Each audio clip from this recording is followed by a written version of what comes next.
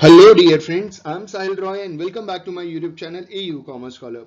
This is Economics Mock Test Part 9 and we are going to cover next 25 questions on economics from question number 201 to question number 225. These questions are important for all those candidates who are going to appear for BCom entrance exam, MCom entrance exam, CRET, NET, JRF, state eligibility test as well as for CTET. अगर ये video आपको beneficial लगे तो like और comment जरूर कीजिएगा। So let's begin with our first question. हमारा पहला क्वेश्चन क्वेश्चन नंबर 201 है और क्वेश्चन है हमारा which is not the property of indifference curve analysis. इनमें से कौन सी प्रॉपर्टी इंडिफरेंस कर्व एनालिसिस की प्रॉपर्टी नहीं है?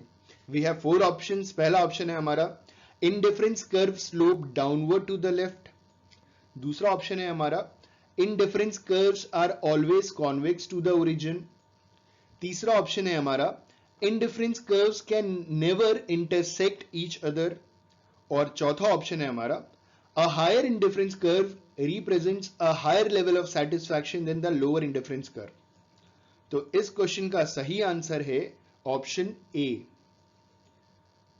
Indifference curve slope downwards to the left is not the property of indifference curve analysis। कभी भी इंडिफरेंस कर्व लेफ्ट के साइड डाउनवर्ड स्लोप नहीं होता है। Option A is the correct answer for the given question. हमारा दूसरा question है capital is a. Capital क्या है? We have four options. पहला option capital is a stock concept. दूसरा option capital is a flow concept. तीसरा option capital is both A and B. चौथा option capital is none of the above. तो इस question का सही answer है option A, capital is a stock concept. हमारा अगला क्वेश्चन क्वेश्चन नंबर 203 है और क्वेश्चन है हमारा which is not the function of an entrepreneur. इनमें से कौन सा एक एंटरप्रेन्योर का फंक्शन नहीं है? पहला ऑप्शन है हमारा initiating a business enterprise and resource coordination. दूसरा option risk bearing and uncertainty bearing. तीसरा ऑप्शन इनोवेशन और चौथा ऑप्शन मोबिलाइजेशन ऑफ सेविंग्स। इस क्वेश्चन का सही आंसर है option D, mobilisation of savings. कैसे, जरा समझते हैं। हमारा क्वेश्चन था कि इनमें से कौन सा फंक्शन एंटरप्रेन्योर का फंक्शन नहीं है। एंटरप्रेन्योर उस आदमी को कहते हैं जो बिजनेस में अपना पैसा इन्वेस्ट करके रिस्क लेता है। उदाहरण स्वरूप आप एग्जाम्पल के तौर पे समझिएगा कि सपोज कीजिए कि आपके पिताजी ने आपको 10 लाख रुपए दिए बिजनेस करने के लिए, तो आप एंटरप्रेन्योर नहीं हुए, आप हुए मैनेजर। क्योंकि आपके पिताजी ने 10 लाख रुपए बिजनेस में इन्वेस्ट किया है तो वो बन गए एंटरप्रेन्योर। तो एंटरप्रेन्योर वो इंसान होता है जो बिजनेस में अपना पैसा लगा करके रिस्क लेता है। ठीक है, तो इन्होंने कहा कि इनमें से कौन सा फीचर एक एंटरप्रेन्योर का फीचर नहीं है। पहले इन्होंने ऑप्शन दिया था इनिशिएटिंग अ बिजनेस एंटरप्राइज, किसी भी बिजनेस की शुरुआत करना, एंड रिसोर्स कोऑर्डिनेशन, और रिसोर्सेज जो भी फैक्टर्स ऑफ प्रोडक्शन है या फाइनेंशियल रिसोर्सेज है उनका कोऑर्डिनेशन करना, ये दोनों फंक्शंस एंटरप्रेन्योर के फंक्शंस होते हैं। दूसरा कहा जा रहा है risk bearing and uncertainty bearing, तो अनसर्टेनिटी को भी बेयर करना और रिस्क भी बेयर करना एक एंटरप्रेन्योर का फंक्शन है। तीसरा कह रहे हैं इनोवेशन। इनोवेशन का मतलब होता है it is an intellectual activity जो दिमाग में की जाती है, और somehow we can call it as a creative idea या आइडिया विथ क्रिएटिविटी। तो जो बिजनेस होते हैं, उनके जो बिजनेसमैन होते हैं, उनके दिमाग में क्रिएटिव आइडियाज आते रहते हैं, तभी नए नए हमको बिजनेस देखने को मिलते हैं। तो ये तीन फंक्शंस तो हैं, लेकिन चौथा फंक्शन मोबिलाइजेशन ऑफ सेविंग्स, जो एंटरप्रेन्योर है जिसने अपने पास सेव करके पैसा रखा है, वो उसको मोबिलाइज नहीं करता, वो उसको अपने पास ही रखता है, एज अ कैपिटल अपने पास रखता है। उसको भी पैसे की जरूरत होती है, वो कहीं और इन्वेस्ट नहीं करता, वो अपने बिजनेस में ही लगाता है, उसे बार बार इन्वेस्ट करता है। तो इस हिसाब से option D is the correct answer. वो कभी भी अपने फाइनेंशियल रिसोर्सेज को कहीं बाहर मोबिलाइज नहीं करता, कोशिश करता है उसी के पास ज्यादा से ज्यादा रहे। ठीक है, तो इस क्वेश्चन का सही आंसर है option D, mobilisation of savings. अगला क्वेश्चन है हमारा क्वेश्चन नंबर 204 और क्वेश्चन है हमारा types of balance of trade are. कितने टाइप्स के बैलेंस ऑफ ट्रेड होते हैं? ठीक है, इनमें से कौन कौन सा सही है जरा बताइएगा। We have four options. पहला ऑप्शन है फेवरेबल बैलेंस ऑफ ट्रेड। दूसरा option unfavourable balance of trade, तीसरा option balanced balance of trade, और चौथा option all of the above. तो types of balance of trade are favourable balance of trade, unfavourable balance of trade, balanced balance of trade. तो इस हिसाब से option D is the correct answer, all of the above. तीनों तरीके के balance of trade होते हैं, ठीक है। हमारा अगला क्वेश्चन, क्वेश्चन नंबर 205 है, और क्वेश्चन है हमारा a full fledged department of family planning was created in India in the year. एक full fledged department family planning का हमारे देश में, इंडिया में किस साल में क्रिएट किया गया था? We have four options. पहला ऑप्शन 1950, दूसरा ऑप्शन 1951, तीसरा ऑप्शन 1966 और चौथा ऑप्शन 1955। तो इस क्वेश्चन का सही आंसर है ऑप्शन सी 1966। 1966 वो साल था जब हमारे देश में, इंडिया के अंदर एक डिपार्टमेंट, फुल फ्लेज्ड डिपार्टमेंट बनाया गया था फैमिली प्लानिंग का, ठीक है।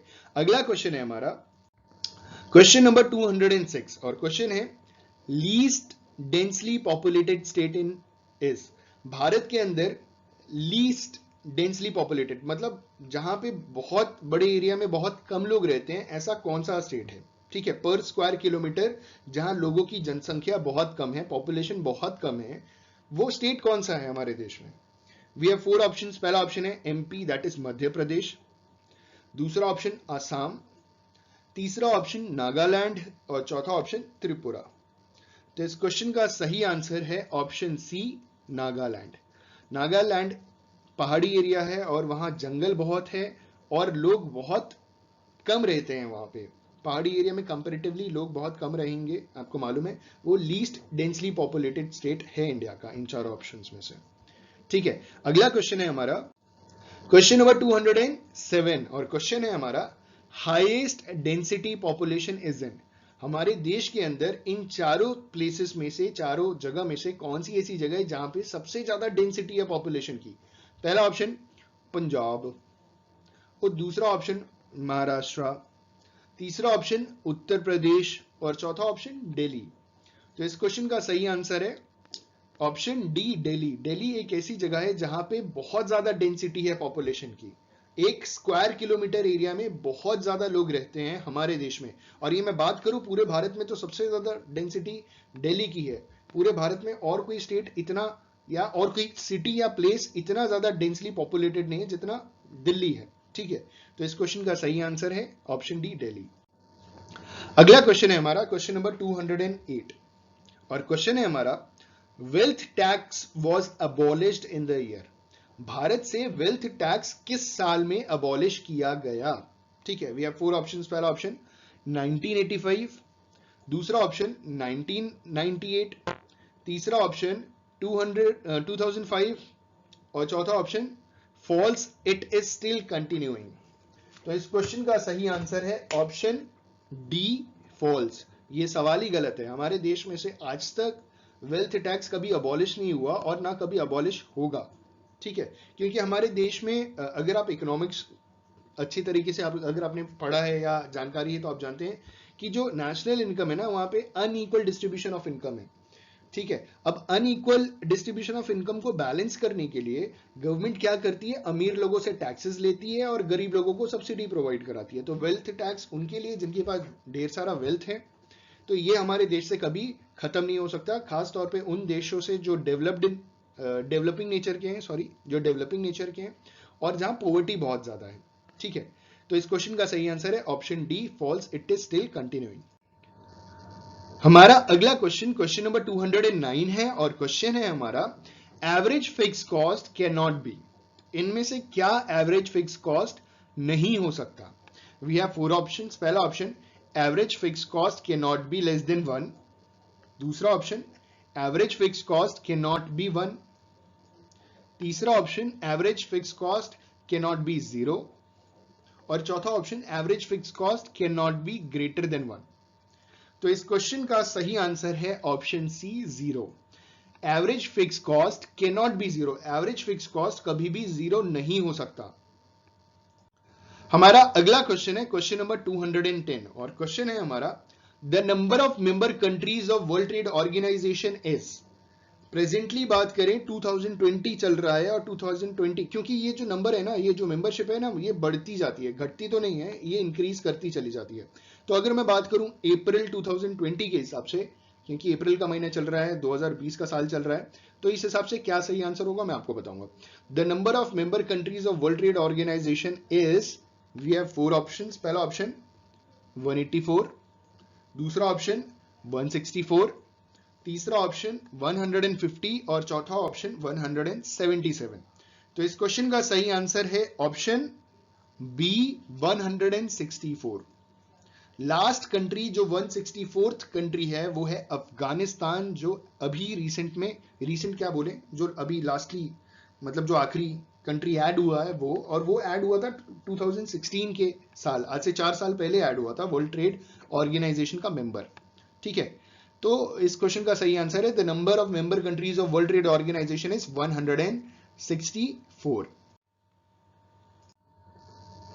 हमारा अगला क्वेश्चन नंबर 211 है, और क्वेश्चन है हमारा, if as a result of 10% increase in price the quantity supply does not change at all, it implies that the elasticity of supply is. ठीक है, क्वेश्चन समझ में आ गया होगा I hope. We have 4 options. पहला ऑप्शन 0, दूसरा option infinite, तीसरा ऑप्शन इक्वल टू 1 और चौथा option greater than 0 but less than 1। तो इस क्वेश्चन का सही आंसर है ऑप्शन ए 0।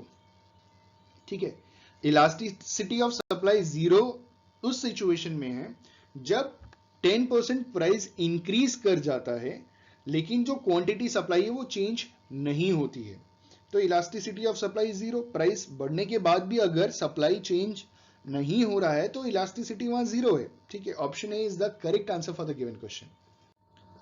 हमारा अगला क्वेश्चन नंबर 212 है, और क्वेश्चन है हमारा, the law of variable proportions examine the production function with. जो लॉ ऑफ वेरिएबल प्रोपोर्शन है वो प्रोडक्शन फंक्शन को एग्जामिन करता है, इनमें से किस रीजन से। ठीक है, वी हैव 4 ऑप्शंस। पहला option, one factor variable and only one factor is fixed, एक फैक्टर वेरिएबल है और एक फैक्टर फिक्स्ड है। दूसरा option, one factor variable keeping quantities of other factors fixed, एक फैक्टर वेरिएबल है और बाकी सारे के सारे फैक्टर्स की क्वांटिटी फिक्स कर दी गई है। तीसरा option, all factors are variable, और चौथा option, none of the above. तो इस क्वेश्चन का सही आंसर है option B. The law of variable proportion examines the production function with one factor variable keeping quantities of other factors fixed. Option B is the correct answer for the given question. हमारा अगला question number 213 है, और question है हमारा, the law of negative returns. जो law है negative return का, उसमें इन्होंने कहा है कि third law of variable proportion बताइए। ठीक है, law of negative returns according to third law of variable proportion we have 4 options. पहला ऑप्शन है हमारा, total product declines MP is positive. दूसरा ऑप्शन है हमारा, total product declines MP is 0। तीसरा ऑप्शन है हमारा, total product declines MP is negative. और चौथा ऑप्शन है हमारा, total product is constant MP is constant. तो इस क्वेश्चन का सही आंसर है option C, total product declines, तो मार्जिनल प्रोडक्ट क्या हो जाएगा, नेगेटिव हो जाएगा। ठीक है, option C is the correct answer for the given question. हमारा अगला क्वेश्चन है, थोड़ा इंटरेस्टिंग है, ध्यान से देखिएगा, आपको अच्छा लगेगा ये क्वेश्चन है हमारा, if the GDP is 20% higher than the last year. अगर पिछले साल के कंपेरेटिव इस साल जीडीपी हमारी 20% ज्यादा है और रेट ऑफ इन्फ्लेशन 9% है, तो then the production of the economy has grown by, तो जो इकोनॉमी का प्रोडक्शन है वो कितने परसेंट से बढ़ा है। ठीक है, आई जस्ट होप कि आपको क्वेश्चन समझ में आ गया होगा। मैं वापस रीड आउट करता हूं, if the GDP is 20% higher than the last year and the rate of inflation is 9%, then production in the economy has grown by how much percent? We have 4 options. पहला option है हमारा 8%, दूसरा option है हमारा 11%, तीसरा option है हमारा 20% और चौथा ऑप्शन है हमारा 9%। तो इस हिसाब से इस क्वेश्चन का सही आंसर है ऑप्शन बी 11%। ठीक है, 9% इन्फ्लेशन बढ़ गया और 11% प्रोडक्शन बढ़ गया, टोटल कितना बढ़ गया, 20% बढ़ गया। तो 20% इज जीडीपी का भी, पिछले साल का जीडीपी का 20% बढ़ तो गया। ठीक है, तो इस हिसाब से option B is the correct answer for the given question. अगला क्वेश्चन है हमारा क्वेश्चन नंबर 215 और क्वेश्चन है हमारा indifference curve analysis is based on. जो इंडिफरेंस कर्व एनालिसिस है वो किसके ऊपर बेस्ड है? ठीक है, वी हैव 4 ऑप्शंस। पहला ऑप्शन ऑर्डिनल यूटिलिटी, दूसरा ऑप्शन कार्डिनल यूटिलिटी, तीसरा ऑप्शन मार्जिनल यूटिलिटी और चौथा option none of the above. तो इस क्वेश्चन का सही आंसर है ऑप्शन ए ऑर्डिनल यूटिलिटी। जो इंडिफरेंस कर्व एनालिसिस है वो ऑर्डिनल यूटिलिटी के ऊपर बेस्ड है। Option A is the correct answer for the given question. हमारा अगला क्वेश्चन क्वेश्चन नंबर 216 है और क्वेश्चन है हमारा the demand curve is also known as. जो डिमांड कर्व है उसका दूसरा नाम क्या है? It is also known as, we have 4 options. पहला ऑप्शन है हमारा मार्जिनल रेवेन्यू कर्व, दूसरा ऑप्शन है हमारा मार्जिनल यूटिलिटी कर्व, तीसरा ऑप्शन है हमारा एवरेज रेवेन्यू और चौथा ऑप्शन है हमारा एवरेज यूटिलिटी कर्व। तो इस क्वेश्चन का सही आंसर है option C average revenue. The demand curve is also known as average revenue. अगला क्वेश्चन है हमारा क्वेश्चन नंबर 217 और क्वेश्चन है हमारा supply of good and its price have. जो सप्लाई ऑफ गुड है और उसका जो प्राइस है, इन दोनों के बीच में कैसा रिलेशनशिप होता है? We have 4 options. पहला ऑप्शन नेगेटिव रिलेशनशिप। देखिए ध्यान से समझिएगा, इन्होंने सप्लाई की बात की है, ऐसे क्वेश्चंस डिमांड के ऊपर भी आते हैं।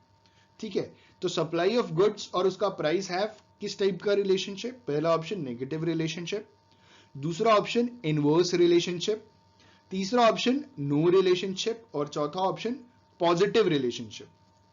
तो इस क्वेश्चन का सही आंसर है option B inverse relationship. Supply of good and its price have inverse relationship. हमारा अगला क्वेश्चन क्वेश्चन नंबर 218 है और क्वेश्चन है हमारा MC curve cuts AVC curve at what point, which point? जो मार्जिनल कॉस्ट कर्व है वो एवरेज वेरिएबल कॉस्ट कर्व को कहां कट करता है? We have 4 options. पहला ऑप्शन है एट इट्स फॉलिंग पॉइंट, दूसरा option at its minimum point, तीसरा option at its rising point और चौथा ऑप्शन एट डिफरेंट पॉइंट्स। तो इस क्वेश्चन का सही आंसर है option B at its minimum point. जो मार्जिनल कॉस्ट कर्व है वो एवरेज वेरिएबल कॉस्ट कर्व को मिनिमम, उसकी जो मिनिमम पॉइंट है ना वहां पे कट करता है। Option B is the correct answer. हमारा अगला क्वेश्चन क्वेश्चन नंबर 219 है और क्वेश्चन है हमारा TRYSIM स्टैंड्स फॉर। इसका फुल फॉर्म बताना है। We have 4 options. पहला ऑप्शन है हमारा training regional youth for self employment, दूसरा ऑप्शन है हमारा training Raipur youth for self employment, तीसरा option training rural youth for self employment और चौथा नन ऑफ द अबव। तो इस क्वेश्चन का सही आंसर है TRYSYM stands for option C training rural youth for self employment. हमारा अगला क्वेश्चन क्वेश्चन नंबर 220 है और क्वेश्चन है हमारा बहुत सिंपल क्वेश्चन है। क्वेश्चन है PNB that is Punjab national bank, SBI state bank of India, Canara bank is example of semi private banks, दूसरा ऑप्शन पब्लिक सेक्टर बैंक्स, तीसरा ऑप्शन प्राइवेट सेक्टर बैंक्स और चौथा option semi public sector banks. तो इस question का सही answer है option B public sector banks. Punjab national bank, state bank of India, Canara bank, ये तीनों पब्लिक सेक्टर बैंक्स हैं। हमारा अगला क्वेश्चन क्वेश्चन नंबर 221 है और क्वेश्चन है हमारा marginal requirement for commercial banks refers to. जो कमर्शियल बैंक द्वारा मार्जिनल रिक्वायरमेंट होता है ना वो किससे रिलेटेड है, उसका मतलब क्या होता है वो आपको बताना है।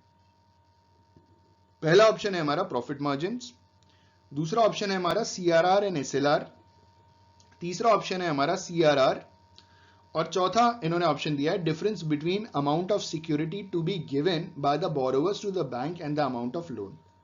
तो इस क्वेश्चन का सही आंसर ऑप्शन डी है। कैसे, मैं आपको बताता हूं। जब भी हम बैंक से लोन लेने के लिए जाते हैं तो जितनी वैल्यू की हम प्रॉपर्टी देते हैं तो बैंक कंपैरेटिवली हमें सिर्फ 60 to 65% तक का लोन प्रोवाइड कराता है। ये 30 to 35% होता है मार्जिनल रिक्वायरमेंट, जो सारे बैंक्स अपने पास, जितनी भी कमर्शियल बैंक्स है ना वो अपने पास इतना मार्जिनल रखते हैं। ठीक है, ये मार्जिनल सेट कौन करता है? ये रिजर्व बैंक ऑफ इंडिया ये मार्जिनल रिक्वायरमेंट सेट करता है और मैक्सिमम लोन इतना मिलता है 60 to 65%। जो बच गया 30 to 35% ये बैंक अपने पास रखता है। ठीक है, अगर पूरा का पूरा 100% दे दिया जाए तो दुनिया तो अपनी प्रॉपर्टी बैंक को बेचना शुरू कर दे, तो बैंक का तो नुकसान हो जाएगा। ऐसे बहुत सारे रीजंस हैं, मैंने आपको एक एग्जांपल दे दिया। तो इस क्वेश्चन का सही आंसर है option D. The marginal requirement for commercial bank refers to difference between amount of security to be given by the borrowers to the bank and the amount of loan। हमारा अगला question number 222 है और question है हमारा accounting profit is equal to, accounting profit किसके बराबर है? We have 4 options, मतलब 4 फॉर्मूले दिए हुए हैं और चारों फॉर्मूलाज में से आपको बताना है अकाउंटिंग प्रॉफिट का सही फॉर्मूला। पहला फॉर्मूला है हमारा total revenue minus total variable cost. जब टोटल रेवेन्यू में से टोटल वेरिएबल कॉस्ट को जब हम माइनस करेंगे तो क्या अकाउंटिंग प्रॉफिट आएगा। दूसरा option total revenue minus total direct cost. तीसरा है हमारा total revenue minus total cost और चौथा ऑप्शन है हमारा total revenue minus total explicit cost and total implicit cost. तो इस क्वेश्चन का सही आंसर है option C, total revenue minus total cost. ठीक है, टोटल रेवेन्यू में से जब हम टोटल कॉस्ट इज हमारा लागत, ठीक है, और total revenue is equal to cost plus profit. तो टोटल रेवेन्यू में से जब हम कॉस्ट को माइनस करेंगे तो हमें अकाउंटिंग प्रॉफिट मिल जाएगा। Option C is the correct answer. हमारा अगला क्वेश्चन नंबर 223 और क्वेश्चन है हमारा आरबीआई हैज डैश। आरबीआई के ब्रांचेस की बात की जा रही है, तो मैं आरबीआई के बारे में आपको बता दूं कि आरबीआई की कोई ब्रांच नहीं है। It has 4 zonal offices and 19 regional offices. तो RBI has no branches. Option C is the correct answer for the given question. RBI has no branches but it has 4 zonal offices and 19 regional offices. ठीक है, अगला question number 224 और question है हमारा if firm's average cost curve is following then marginal curve must be. अगर एक firm का average cost curve fall कर रहा है तो जो मार्जिनल कर्व होगा ना उसका क्या होगा? ठीक है, वी हैव 4 ऑप्शंस। पहला ऑप्शन फॉलिंग, दूसरा ऑप्शन राइजिंग, तीसरा option below average cost curve और चौथा option none of the above. तो इस क्वेश्चन का सही आंसर होगा option C, below average cost curve. If firm's average cost curve is falling then marginal cost curve must be below average cost curve. Option C is the correct answer for the given question. हमारा आखिरी question है question number 225 और question है हमारा fiscal policy in India is given by. India के अंदर fiscal policy कौन देता है? We have 4 options. पहला ऑप्शन है आरबीआई, दूसरा ऑप्शन मिनिस्ट्री ऑफ फाइनेंस, तीसरा ऑप्शन प्राइम मिनिस्टर और चौथा option none of the above. तो इस क्वेश्चन का सही आंसर है option B, ministry of finance. RBI की बात करें तो आरबीआई मॉनेटरी पॉलिसी देता है और फिस्कल पॉलिसी जो होता है जहां पे गवर्नमेंट के रेवेन्यूज और गवर्नमेंट के एक्सपेंडिचर्स की बात की जाती है वो मिनिस्ट्री ऑफ फाइनेंस देता है। ठीक है, तो fiscal policy in India is given by ministry of finance. I just hope and believe these 25 questions are very beneficial for you और आपकी तैयारी में इन 25 क्वेश्चन ने बहुत सहयोग दिया होगा। अगर ये वीडियो पसंद आए तो प्लीज लाइक, शेयर और कमेंट जरूर करें। All the best for your examination. Good luck, have a good day.